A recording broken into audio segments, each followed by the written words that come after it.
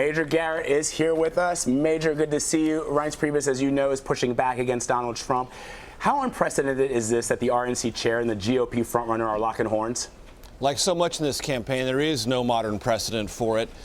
What there is a precedent for is state parties establishing rules, and the Republican National Committee required that work to be done by November of last year at the very latest. And those rules were established by that deadline, published by every state in the Republican Party and in the country that was conducting primaries, caucuses, and involved in the nominating process. Trump says he knows the rules. That's not true, because in many of the cases that he's complaining about, Louisiana, South Carolina, Colorado, and elsewhere, the rules were established, and in some cases, the Trump forces were simply out-organized by Ted Cruz supporters. And that's what happens in politics when there's a big prize, meaning a major party nomination, and two or possibly three very well-organized campaigns, or at least one really well-organized campaign, Cruz's, seeking to get the delegates necessary to at least, if not win that prize, deny Trump winning the nomination. And that's what's going on. Now, there are a couple of states down the road where there might be legitimate grievances. The Trump campaign has already flagged for me Indiana. That primary is going to be held on May 3rd. There is a sense in the Trump campaign that the Indiana Republican Party is trying to lock this up and lock delegate loyalties up before the primary and deny Trump any access to that. We'll have to keep an eye on that.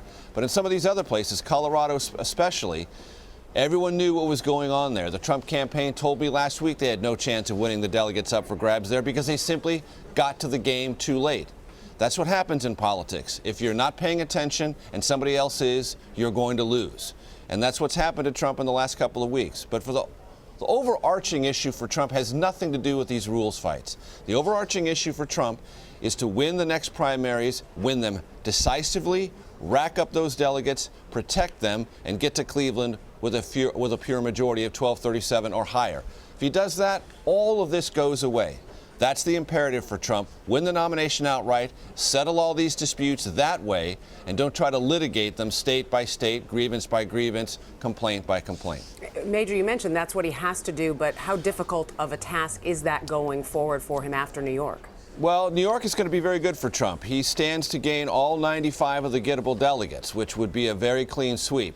Cruz is going to make an attempt to maybe extract 3, maybe 6. There's a possibility Kasich might get 3 or 6. But the Trump forces are deeply entrenched in New York. That's a state where the Trump campaign has for months been doing all of the necessary preparatory work at the congressional district level and statewide. They're very well organized, and they are likely to reap the benefits. Hey, Mr. Trump, take a lesson from your own success likely to be achieved in New York. That's how the game is played. Pennsylvania also works and is going to work very well for Trump. He has a sizable lead there. Now, many of those delegates are unbound, so he can't claim them right away, but a victory in Pennsylvania continues the momentum. Also on April 26th, you have Maryland, Connecticut, Rhode Island. All of those states also line up very well for Trump, so he could really be in a position by April 26th to say, look, I'm getting closer to that majority, and guess what? Ted Cruz will be mathematically eliminated. That's a real possibility after those primaries on April 26th, that no matter what Ted Cruz does, he can't win the nomination by majority of the delegates. Only Trump will be in that position. So then after that, Trump has to roll through the primaries in May, and then really clean up in the two biggest contests in June, California, 172 delegates, and New Jersey, 51 on June 7th. Major Garrett breaking it down for us in Washington. Major, thank you. You got it.